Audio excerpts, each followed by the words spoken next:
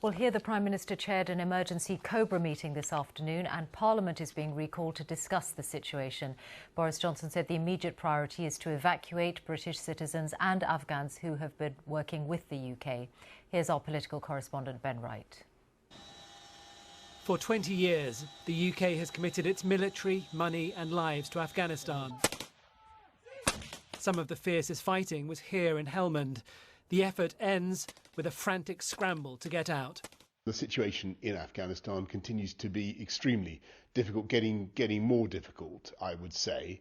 And our priority is to make sure that we deliver on our obligations to UK nationals in Afghanistan, to all those who have helped the British effort in Afghanistan over 20 years, and to get them out as fast as we can. UK troops first went to Afghanistan in October 2001 after the 9/11 attacks, joining US-led action against al-Qaeda and the Taliban.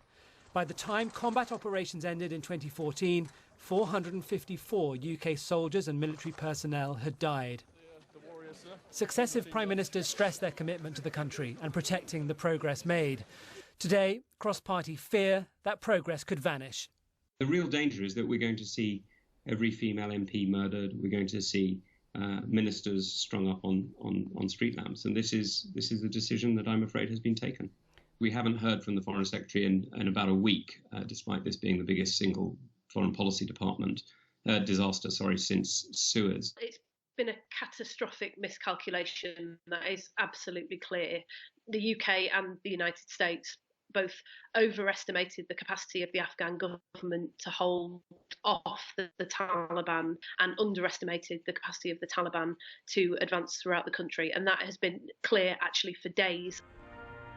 The UK says its mission in Afghanistan had to end once the US announced its decision to leave, despite the consequences. It's a mark of the crisis that MPs and peers will be brought back from their summer break on Wednesday for a day's debate. Many are livid about the way Afghanistan is being left. But talking here won't stop the Taliban, and all MPs can do is ask ministers how a humanitarian and security disaster might be avoided.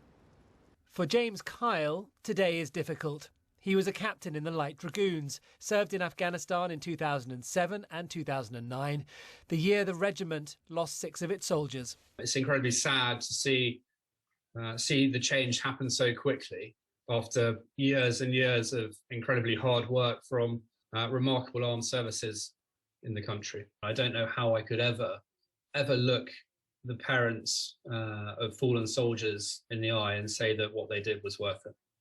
The situation in Afghanistan will be deeply felt by many families closer to home, reflecting on a mission that wasn't meant to end like this. And Ben is here with me in the studio now. It was striking to hear the way the Prime Minister acknowledged and accepted, really, that this change is happening, that a new government is going to be formed. It was a blunt acceptance of the facts on the ground. And Boris Johnson said he wanted to see like-minded nations now work together to not prematurely recognise any new regime in Kabul without agreement.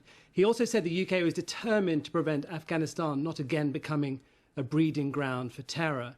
But I think the rhetoric jars with the reality, because this is in many ways out of their hands. Tonight in Kabul, British officials are scrambling to get UK nationals onto charter flights and onto military planes. Boris Johnson said the government would do everything it could to honour its obligations to Afghans who had helped the UK government in Afghanistan and would try and get as many people out as they could. It's clear the Taliban's advance caught the government by surprise. Dominic Raab only came back from holiday today, for instance, a decision that Labour said was shameful. MPs are going to meet on Wednesday. They will ask how we got here, where we go next, but I think it will feel rather late.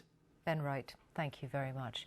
Well, for the United States, the lowering of its flag and the closure of its embassy in Kabul marked the end of a phase that began almost exactly 2 decades ago in the aftermath of the 9/11 attacks. Our North America editor, John Sopel, has been looking back on that period and on what these events mean for the Biden administration. Over many years, and at a cost of tens of billions of dollars, the US trained and equipped Afghan forces to be ready to take back control of their country. But they collapsed like a house of cards, one of many miscalculations made by the Biden administration over these dizzying few weeks.